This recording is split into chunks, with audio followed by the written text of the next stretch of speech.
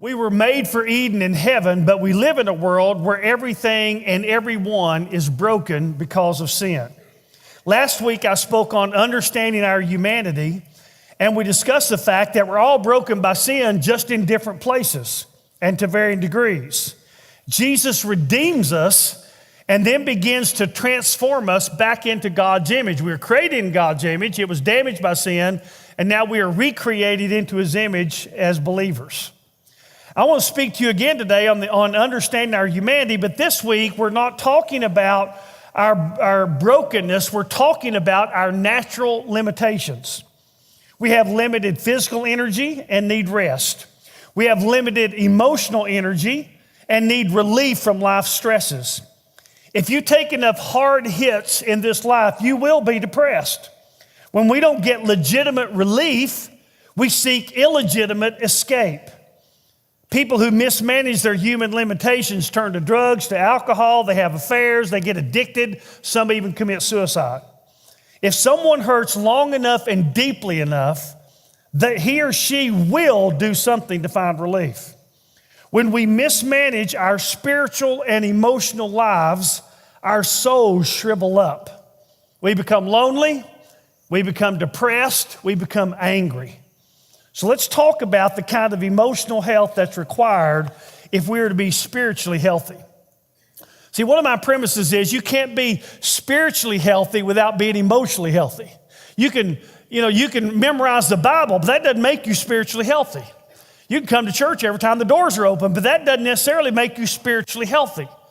So if I don't become emotionally healthy, I can't ever really be spiritually healthy. We'll talk a lot about that in the days to come. Now, turn to 2 Corinthians chapter 11, and we're going to read about the Apostle Paul. Here's the Apostle Paul, arguably the greatest Christian ever walked the planet, and he's serving the Lord. And of course, if you serve the Lord, then everything goes your way, right? You're healthy, you're rich, you have no problems, right? No, not right. Let's see how it went for Saul, that was his Hebrew name, and Paul his Greek name. 2 Corinthians 11:23. Are they servants of Christ? And here is one of the many times in 1 and 2 Corinthians that Paul defends himself. A lot of people say preachers should defend themselves. Well, Paul sure did. Are they servants of Christ? I speak as if insane. He's saying, I hate to have to talk about this, but I must. I more so, in far more labors, in far more imprisonments, beaten times without number, often in danger of death. 5 times I received from the Jews 39 lashes, that's with a whip. 3 times I was beaten with rods. Once I was stoned. In fact, they thought they killed him. He was left for dead. 3 times I was shipwrecked. A night and a day I've spent in the deep. I have been on frequent journeys in dangers from rivers, dangers from robbers, dangers from countrymen, dangers from Gentiles, dangers in the city, dangers in the wilderness, dangers on the sea, dangers among false brethren. That's a lot of danger. I have been in labor and hardship through many sleepless nights, in hunger and thirst, often without food, in cold and exposure. Apart from such external things, there's the daily pressure on me of concern for all the churches. So obviously, if walking with God means that you don't have problems, Paul wasn't walking with the Lord. And of course, that's not what it means. So here are my opening thoughts today. Number 1, in our humanity, we all have limits. We all have limits. Number 2, in his humanity, even Jesus had limits. Jesus had to sleep just like regular people. He had to eat just like regular people. He had to rest just like regular people. It says in Philippians that he emptied himself, and a part of that was we don't know exactly what all that means, but he emptied himself of some of his divine prerogatives, and he took on the form of a man. And so he lived as a man, just like we do. Number 3, these limits are physical and emotional. A complete turning point in my life was, I don't know how many years ago it's been now. But I was in Willow Creek. I was listening to Bill Hybels, who that time pastored the largest church in America. And he's up there talking, and he's talking about going to see a counselor that he sees every week. Now, here's a guy who's the biggest thing going, and he's seeing a counselor every week. And he said, I thought as long as I was in shape, which he was, and in Christ, and I was invincible. And he said, but I didn't pay attention to the emotional dial on my dashboard. And he kept getting emotionally drained.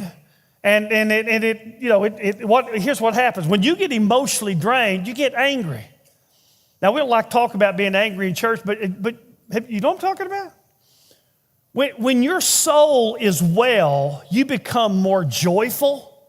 You become more at peace. You become more loving. But the truth is, a whole bunch of us in this room could testify that maybe even where we are today is frustrated, angry, put out, less joy, less peace. We're not happy. And it's because we haven't paid attention to the emotional dial on our dashboard. Now, here's the truth about life. In John 16:33, Jesus said, in the world you have tribulation. So Jesus never promised we wouldn't have problems in this life. He promised we would. It's not heaven. It's, we'll get to heaven someday and there'll be no problem, but we got them here. 3 things under that. Number 1, people can beat you up.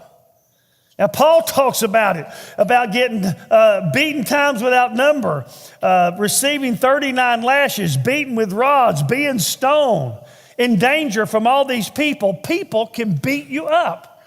Critics, enemies, abusive people, which could even be pastors, but it could be a boss, it could be a mate, it could be a parent, it could be a peer, it could be a sibling. Needy people can drain the life out of you. There are some people who are black holes, and no matter how much you throw in there, you're never going to fill the hole. And if you keep trying to fill that hole, it's going to drain the life out of you. And one day you'll be getting more frustrated. People can beat you up. 3 things I put up under that is in my notes. You don't have room for them in yours, but this. One of the people who beat you up is the person you can never make happy. In Proverbs 30:23, there says there's several things the world can't bear up under. One is an unloved woman when she finds a husband. Why? Because no matter what that husband does for her, since she feels unloved, it'll never be enough. And he'll give and he'll give and he'll give and he'll give, and it could be his opposite. She'll give and she'll give and she'll give, but nothing will ever be enough to fill that hole. And that'll wear you out. And then there's people who deliberately hurt you. How many of you have been deliberately hurt by somebody? Usually people don't deliberately do it. Most of the time we get hurt, it's not that way. But some people deliberately hurt you, like Joseph's brothers. In Genesis 50, verse 20, Joseph said to his brothers after his dad died, as for you, you meant it for evil. He didn't gloss over it. He didn't pretend that they didn't mean to hurt him. He lived in truth, which is why he was healthy. He said, as for you, you meant it for evil, but God meant it for good. And then the third kind of person who beats you up is people who inadvertently hurt you. Now, let me say this. Most of the time you get hurt, people aren't trying to hurt you. As a pastor, you take hits like crazy. You can just imagine, especially if you're in the country changing a church. We had the first band among denominational churches in Knox County. So we took hits for that. We started putting words on the screen. We took hits for that. I was at a funeral, and some preacher said, so I could overhear it, some churches aren't even using the hymnal anymore. Well, I don't remember Jesus and the disciples having a hymnal, do you? But that was said to hurt me. That was said to say that I'd gone liberal because we had words on screens and not in people's hands in a book and that kind of stuff. But I'll tell you what, Betsy has given me such good perspective so many times. She'd say, do you think that they deliberately, maliciously did that to hurt you? And in most cases, they did not. And so that's something you ought to put in your vocabulary. Did my wife deliberately do that to hurt me? Now, some of you think your husband, first thing he does when he wakes up in the morning is thinks of some way to hurt you. He doesn't. It comes natural. He didn't have to think about it, okay? But more often than not, it's not deliberate. And if you'll get that perspective, it'll be so healthy and helpful to you. So people can beat you up. Number 2, circumstances can beat you up. Circumstances can beat you up. sickness, you get chronic pain, financial setbacks, uncertainty, hurricanes. Life can beat you up, just the circumstances of life. Something happens, you have no power over it, and it just knocks the wind out of you. Number 3, responsibility can beat you up. Responsibility can beat you up. In 2 Corinthians 11, 27 and 8, Paul says, I've been in labor and hardship. And remember, he's just gone through this list of his big problems. And that tells you the biggest one he has. Apart from such external things, there's the daily pressure on me of concern for all the churches. Now, every true pastor and shepherd gets that.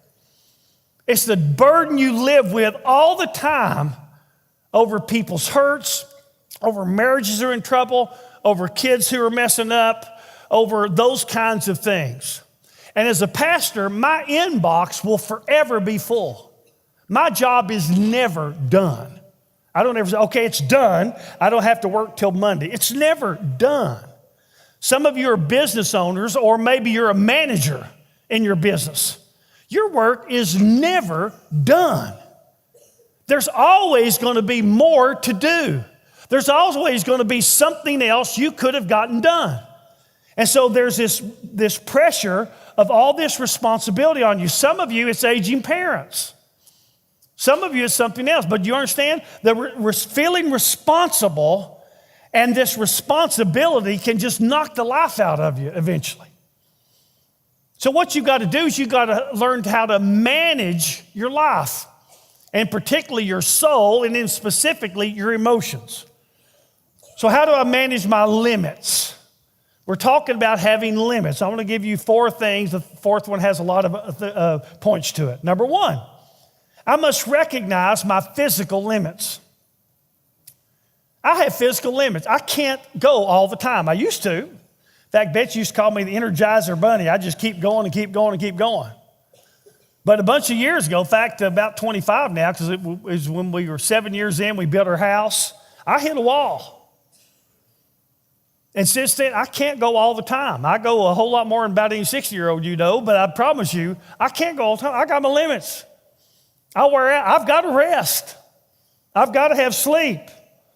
And you have your limits. That's why in Exodus 31, verse 15, God tells us for 6 days, work may be done, but on the 7th day, there's to be a Sabbath of complete rest, holy to the Lord. Whoever does any work on the Sabbath shall surely be put to death. Wow. Anybody think God was serious about this? You know, you work on your day off, we'll kill you, okay? You think, that's silly. Well, God obviously understood us, because you know what happens? We go beyond our limits. And next thing you know, we're getting more and more frustrated and more angry on the inside. And usually it's coming out on the people we love the most. So who's paying the price? Our mate and our children. We restrain ourselves at work, we might lose our job. At church, we put on our Christian face and act like we're fine. But the truth is, we're a boiling pot and the lid's about to blow off of it. Why? Because we're running past our physical limits. So sometimes somebody's going to call you and say, hey, you want to do something, or could I ask you to do something? You're going to say, no, I can't do that. Why not? Well, because I'm doing nothing that day. Well, if you're doing nothing, you can help me. No, I can't, because if I helped you, I'd be doing something. I can't do something that day. I'm committed to doing nothing that day. Okay? You know, sadly, what we have done in churches and in America is we have glorified workaholics. We reward unhealthy living. That's why people blow up. How many of you know a pastor who bit the dust? I guarantee you he was beyond his limits. You know somebody else who blew out somewhere? He's beyond his limits.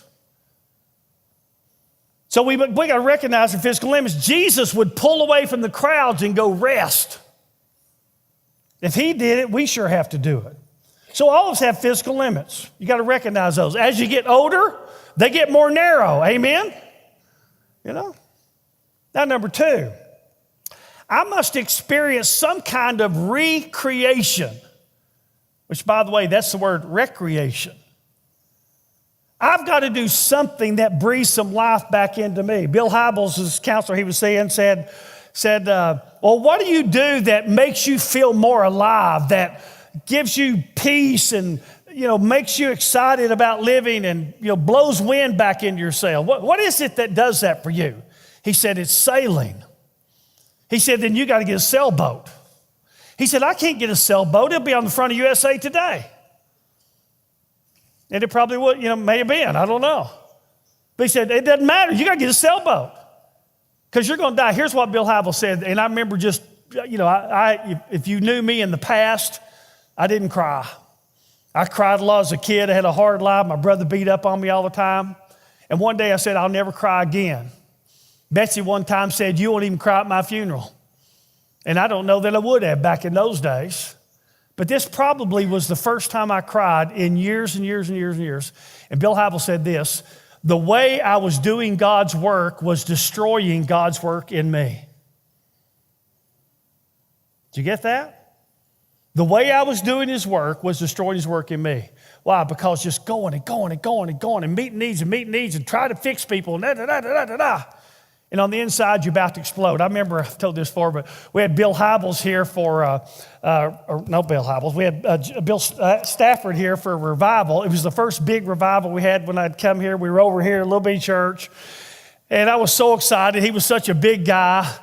And our church gave him $10,000 love offering, okay?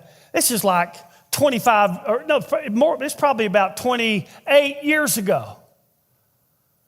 And back in those days, church didn't hardly pay me anything. I was living off people come by and handing me dollar bills kind of thing. And we gave him $10,000. And I'll never forget, I was so excited to have him. And I kind of had an adrenaline crash after he was gone. And I remember somebody called and said, so-and-so's in the hospital. And I wanted to say, well, why don't you call Bill Stafford? You're giving him all the money. See, that's not a healthy soul, is it? But that's exactly what I felt. Is the way, can you sustain your pace of life? If you can't, the further you go, you're going to crash sometime, and the further you go, the faster you'll get, and when you crash, the more damage you'll do. So get off now. Get off now. And so you got to have some kind of recreation. With Bill Hybels, it was sailing. So he bought a boat. And he spends time sailing. With me, it's playing tennis. It used to be golf. With Betsy, it's walking and skating. What's yours? Somebody, it's fishing. Maybe somebody, it's hunting. What's yours? What do you do that breathes life back into you? You got to have something. It's kind of like men who retire, especially. They worked all life, then they retire, and then they're bored to tears. You got to have something you're doing. Now, number 3, I need some replenishing relationships. Replenishing relationships. These are relationships that put life back into you. 2 Corinthians 7:5, Paul says, our flesh had no rest, but we were afflicted on every side, conflicts without, fears within, lots of trouble, lots of stress, lots of problems. Verse 6, but God who comforts the depressed comforted us by the coming of Titus. Now, there are some people who drain you. How many of you know somebody who drains you? I mean, when they come in the room, there's this large sucking noise. They suck all the air out of the room. You know what I'm talking about? They just drain the life out of you. That's the opposite of what I'm talking about. I'm talking about the kind of relationships that when you get together, you look at the clock and go, oh gosh, it's 11:30. We got to do this again soon. People that you laugh with, people you can be honest with, people you can be angry with, and know that it'll be handled with grace. And the sad thing is, very few people have these kind of relationships. Relationships that breathe life back into them. And they can't wait to get together again because they know it's going to put life back into them. Paul needed, he had it with Titus, he had it with Timothy, he had it with Luke, a physician who traveled with him. You remember David messing up? I think I know why he did. He had lost his replenishing relationship. Remember Jonathan, Saul's son? Said over and over, that's the greatest friendship in the Bible, and over talked about how Jonathan loved David as himself. And then Jonathan dies on the battlefield. David gets the throne. But you know what? That place that Jonathan filled so masterfully in his life was now empty. And nobody was filling it up. In fact, the higher you go, if you're a king, even a senior pastor, you're a business owner or whatever, the less likely you are to have somebody to fill those holes. Because people tend to come to you to use you for something, get a raise or whatever else it is. They don't come into your life to give to you. Very few people give up, we give down. We find somebody who needs us and we give down. But very few people say, I know you got way more money than me, but I'm going to buy your supper. I know that you got a bigger deal than me, but I'm going to serve you somehow. In a way I don't have to. And David didn't have that, and so he was lonely. He was empty. And like I said, when you hurt long enough and deeply enough, you will find some relief. And he did in an affair with Bathsheba. And by the way, David was a man after God's own heart. Has God ever said that about you? So a better man than you did that. I don't live under any assumption that I'm a better man than David was. But I've never done what he did. But I could. If he could, I sure could. And so I better manage my limits. I better tame my desires. I better find legitimate ways to get replenished, or I'll find something illegitimate to do. And that's what happens. You get people, they're alone. They feel lonely. We'll talk about another case here in a moment from Scripture. They feel alone. They feel like nobody understands. And they're empty. They're beyond their limits, and they're just looking for anything to get some relief. And frankly, they figure in their heads they're entitled to it. I'm entitled to feel good. I have felt bad for so long. I tell you what, I've been there. I haven't acted on it, but I sure have been there and battled those issues. You hurt long enough and deep enough, you'll start looking for some place to get some relief. Now turn your outline over and let's do number 4. The fourth thing I've got to do is I need to live with a biblical perspective. I've got to think the way God thinks. John 8:31, if you continue in my word, then you are truly disciples of mine, and you will know the truth, and the truth will make you free. So if I'm going to be free, I've got to know the truth. If I'm going to know the truth, I've got to know God's word so I can think like God thinks. Every time we misbehave, we have misbelieved. I do the wrong thing because I believe the wrong things about life and God and sin. So what are some things for biblical perspective? I'm going to give you 12. Number 1, I am made for and need relationships. I am made for and need relationships. Genesis 1:26, God makes us in his image. God is relational. He dwells in perpetual relationship, Father, Son, Spirit. In Genesis 2:18, he says it's not good for man to be alone. It doesn't mean everybody's supposed to get married, but what it does mean, nobody ought to be alone. We're not made for alone. In hell, you're alone. That's part of why it's hell. You're not made for that. In heaven, you're full of family. That's what you're made for. And so it's not good for man to be alone, and we all need relationships. In Matthew 22:35-40, someone asked Jesus, what's the greatest commandment? Love God with all your heart, relationship. And he says, he adds another one, and the second is love your neighbor as yourself, relationship. Why? Because we're made for relationships.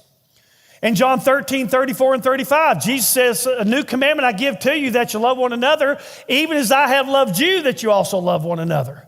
By this all men will know that you're my disciples, if you have love for one another. We're made for relationship. Now, watch this. If you have a history of being hurt or feeling left out and rejected, what you do is you build a wall and you convince yourselves you don't need relationships. Say, how do I know that? Because I was that person. I'd been hurt so many times as a kid. I had everybody out here, including Betsy. I was good to her. I was never unkind to her. I've always been good to her in my actions as a husband. But she had, there, until that wall came down, she had no chance of us having emotional intimacy and having what we have now. And by the way, when I went to the end of my limits and had a little crash, that's when my wall came down. So I need relationships. If you're here today and say, I don't need relationships, you're lying to yourself.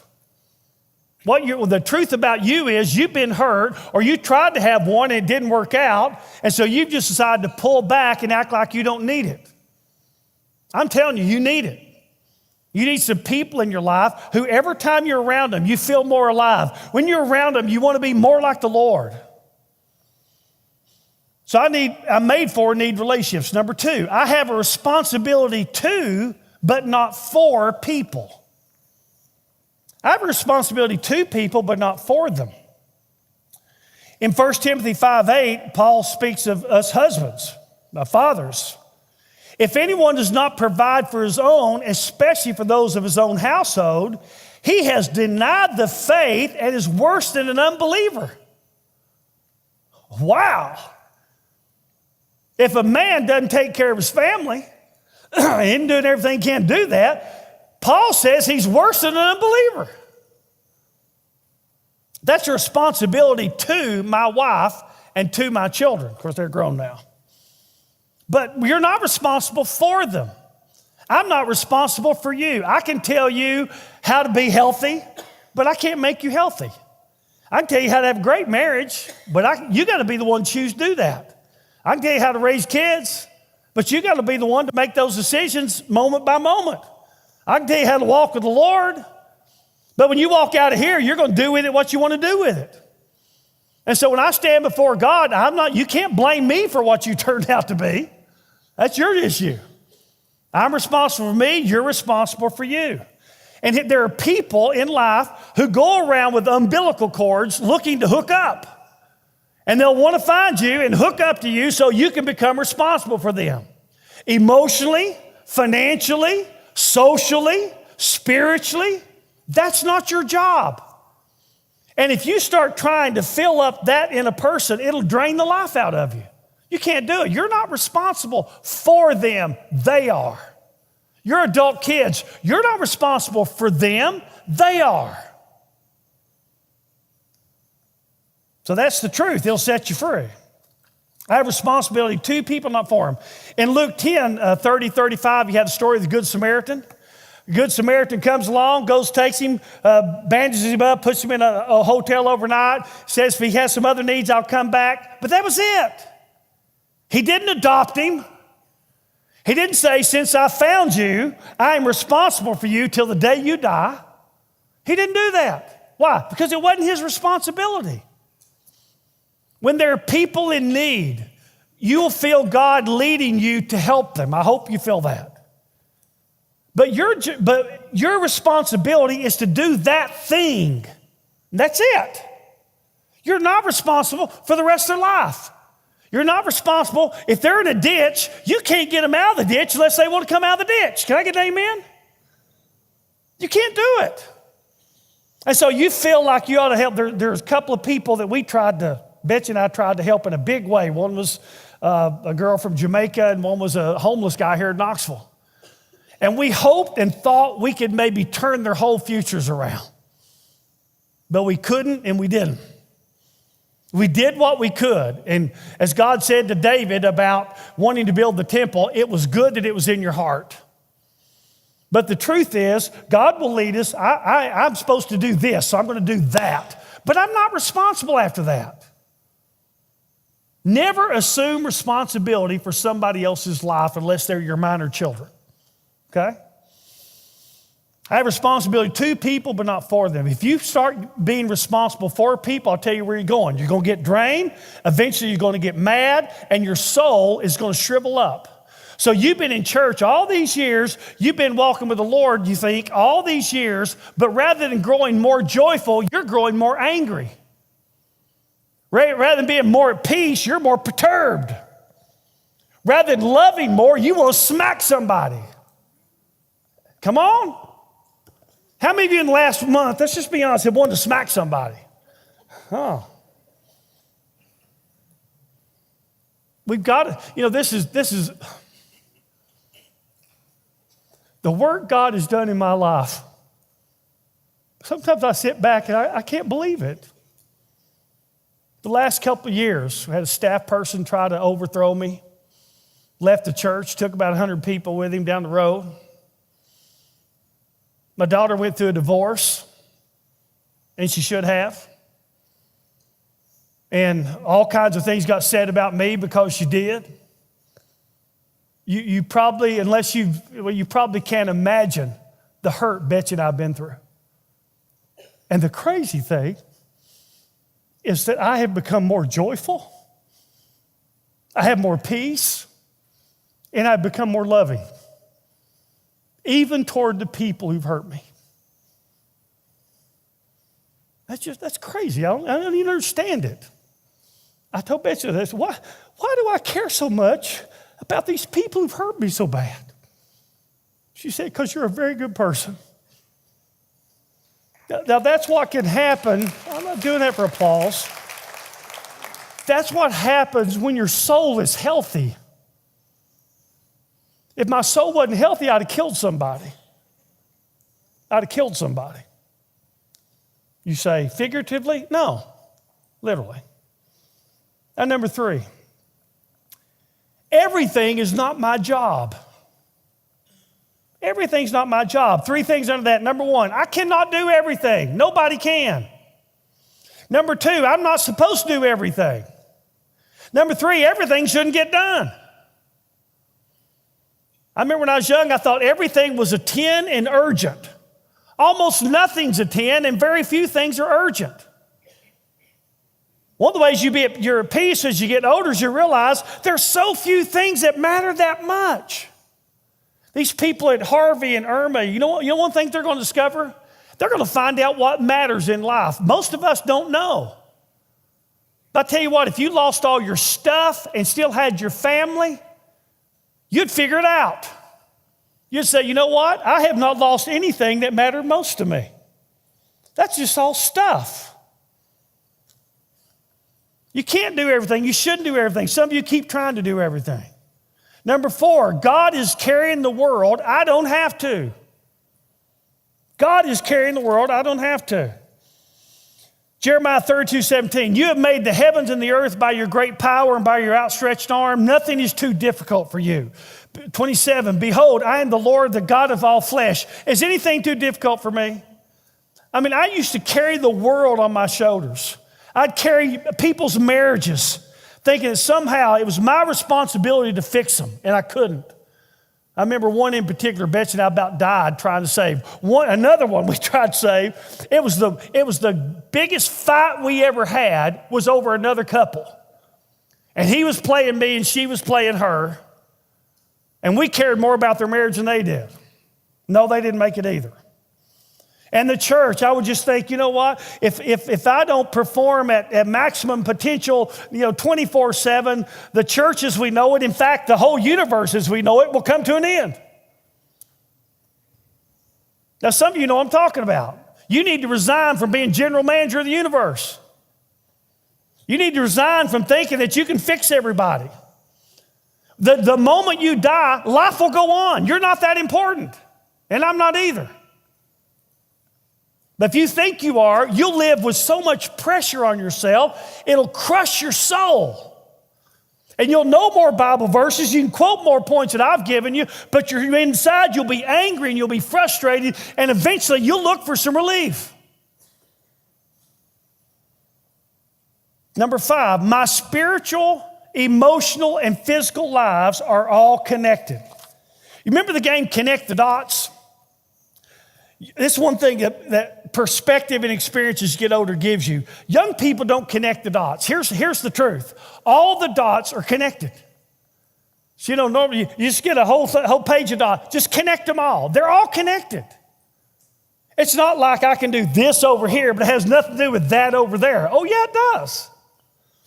In 1 Kings 19, we have the story of Elijah. In chapter 18, he's called down fire from heaven. Remember that? And he's killed all the prophets of Baal. That's a pretty big day. In chapter 19, Jezebel threatens to kill Elijah. And Elijah flees and then has an adrenaline crash, which happens. You get real high with your adrenaline, you're going to crash. And when you crash, you're going to feel depressed. Happened to him. In fact, Elijah, this great man of God who had just called down fire from heaven and killed the prophets, got so depressed, he wanted to die. He asked God if he could just die. That's pretty depressed. It's noteworthy that he left his servant companion behind and he's alone. Elijah has come face to face with his physical and emotional limits. God's prescription for Elijah's recovery was as follows, and I want you to notice how familiar it will sound. Number one, he needed to rest, so God brought him there so he could sleep. Number two, he needed to eat. Hunger weakens us emotionally as well as physically. One of my friends got married before I did, and his dad told him, you'll have all your arguments when you're tired and hungry. And that's usually true. Number three, he needed to reconnect with God. And so God met him there. Remember, God spoke to him in the whisper, in the gentle blowing, not in the dramatic. It wasn't in the strong wind. It wasn't in the earthquake. It wasn't in the fire. It wasn't in the pow. God speaks. No, gentle whisper. Number four, he needed a sense of purpose. And so God told him to go and anoint 2 kings. And then number five, he needed a replenishing relationship. And so God told him to go pick up a guy named Elisha who would stay with him the rest of his life. That's what happened with him. See, Elijah mismanaged that. He didn't realize that my spiritual, my physical, and my emotional lives are all connected. Number 6, life is hard and unfair, but God is good. That's the truth. If you want fair, it's in Knoxville this week. Go over there, spend your money, have a cultural experience, and be sure to go to see the hypnotist. That'll really be fun. In John 16:33, in this world you have tribulation. Ecclesiastes 8:14, Solomon says, I don't get it. I see the good people who have it hard. What happens to them ought to happen to the bad guys. And I see bad guys who got it going. What happened to them ought to happen to the good guys. It's backwards. In chapter 9, verse 11, he says, the race is not to the swift, but time and chance overtake them all. It doesn't make sense. The good guy doesn't always win. The guy who does the right thing sometimes gets punished for it. Doesn't make sense. So life is not fair. It's hard. But James 1:17, God is good. Every good and perfect gift comes down from the Father. God is good when life is brutal. He is. Number 7, this is one event or season in a lifetime of events or seasons. Jan Silva said this years ago. You're going through something. When you're in a hard time, you feel like this is eternal. And you start to get identified by your problem. At almost any point in your life, there's a lot of good things happening and there's a lot of bad things happening. And if you're happy, it's because you focus on the good. And if you're miserable, you get distracted and you put all your things, you focus on the bad. But you got to realize, this is one event.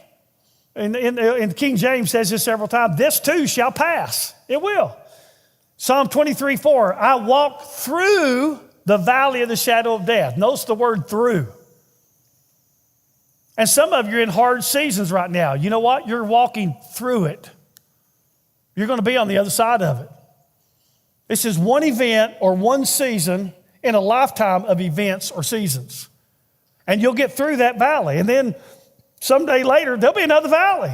And you'll walk through it. So you keep perspective. This event doesn't have to become my identity. This event isn't the rest of my life. It's one event. Number 8, all of my problems are temporary. They're all temporary. That's good news. I don't have one permanent problem, and you don't either if you're a Christian. Not a one. They're all temporary. Paul calls them momentary light affliction. We already read his list. Didn't sound light, did it? Number 9, God is always with us. You say, well, I don't feel him. You don't have to feel him.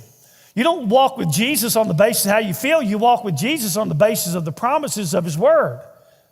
And he says there in Hebrews 13:5, I will never desert you, nor will I ever forsake you. So you don't have to feel him. God is bigger than your feelings. And when you're emotionally upside down, you won't feel God. Count on it. If you do, that's unusual. But what you do is we don't walk by sight, we walk by faith. So you say, God, I feel like you're a million miles away, but I know you're right here. You said you would be. Number 10, God's grace, strength, is sufficient. It really is. You're going to make it.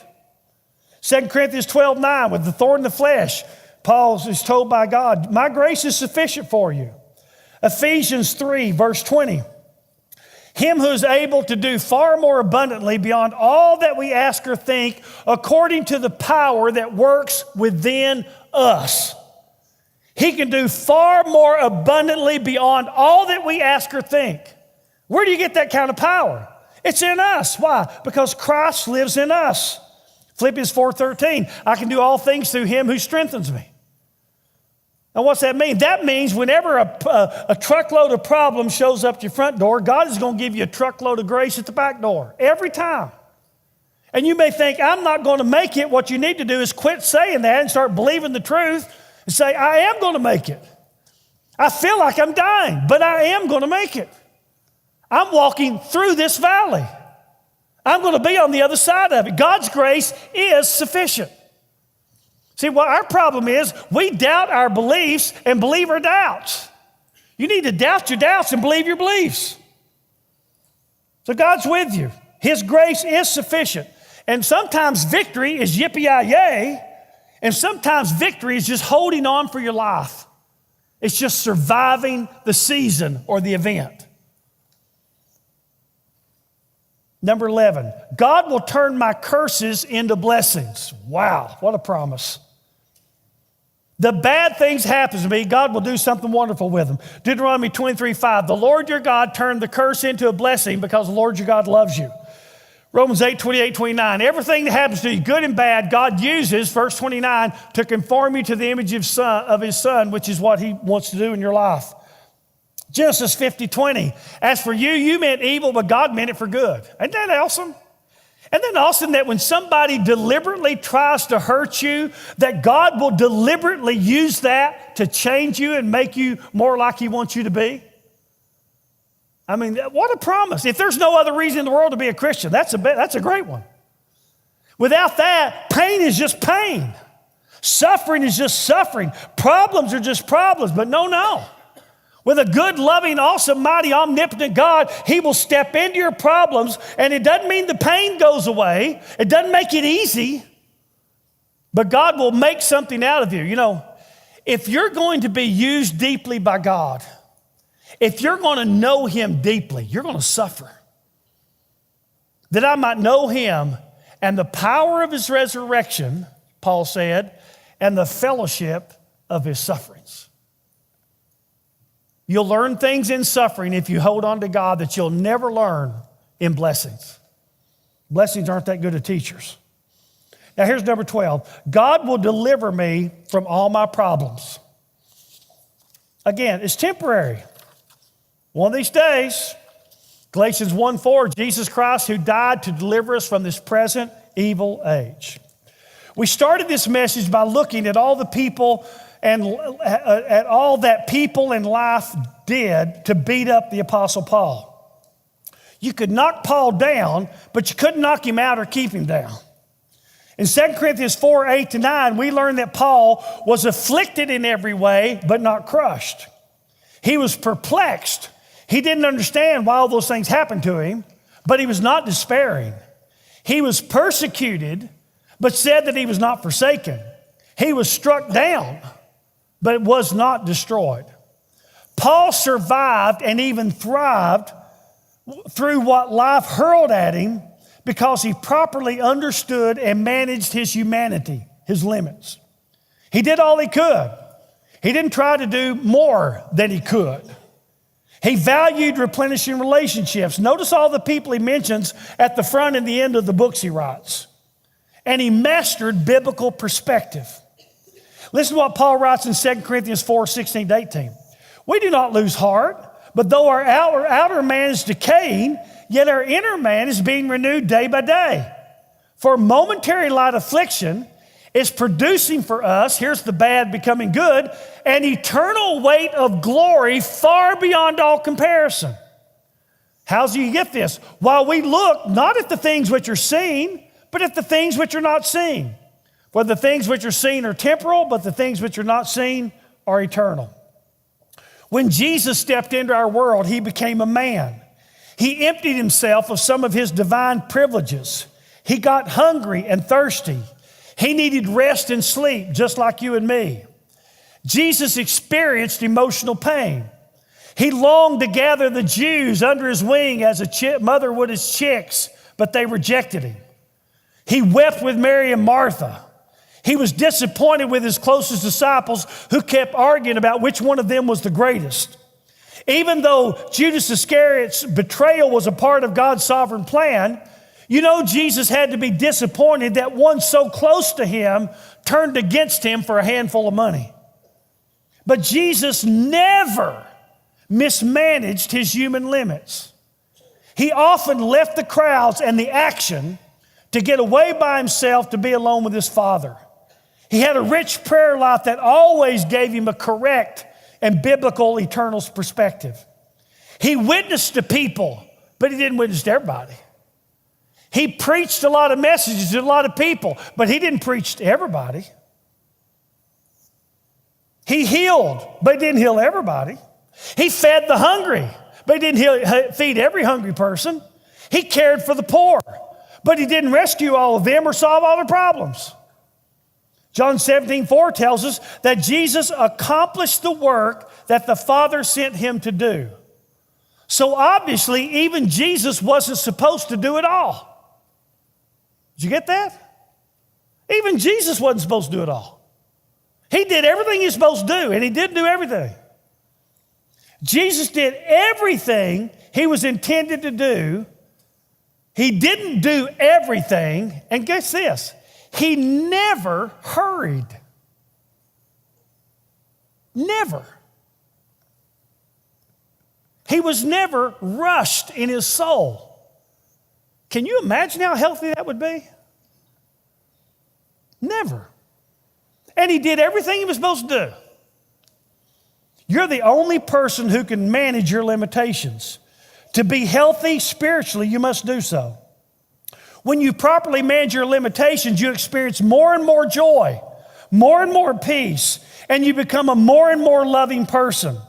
When you mismanage your limitations, frustration replaces joy, anger replaces peace, and selfishness replaces love. I remember years ago, I don't remember what the season was at that time, but people call and say, Pastor, I got a problem. I'd want to say, you think you got a problem? Let me tell you about my problems. That's what happens when your soul gets mismanaged. Now, some of you need to resign from thinking that you're the general manager of the universe. God doesn't need you to try to be responsible for the whole world. He's got that covered. Some of you need to repent of your busyness.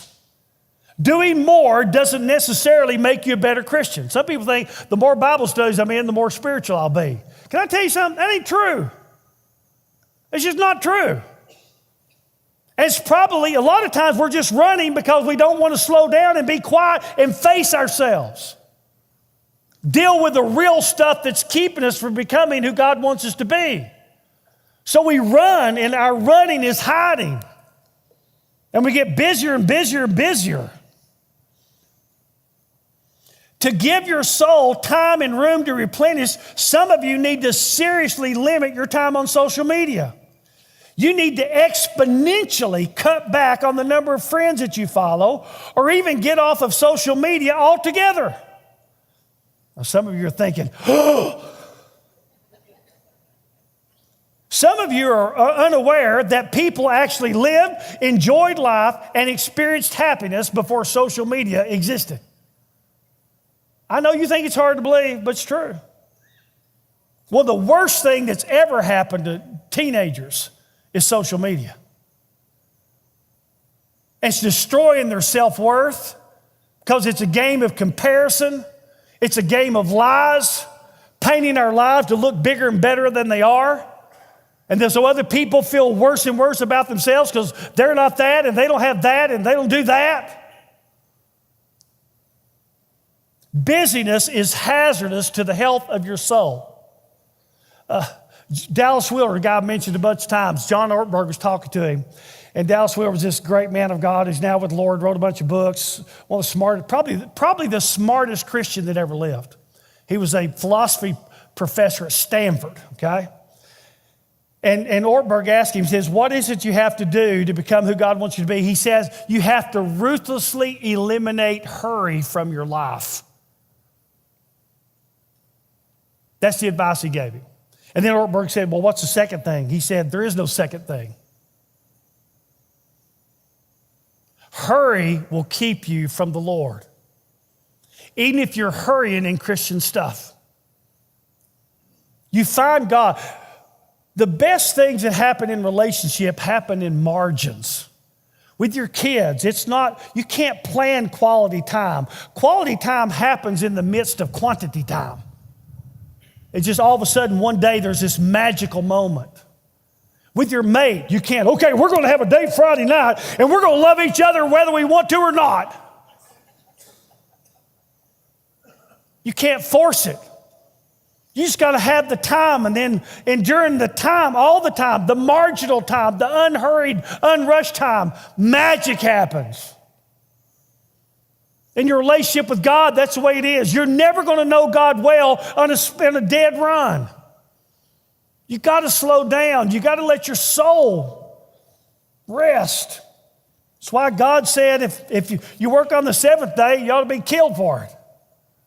Because what happens is you forget you're a spiritual being who happens to be having a temporal physical experience, and you start thinking you're primarily a physical being who might be having a spiritual experience.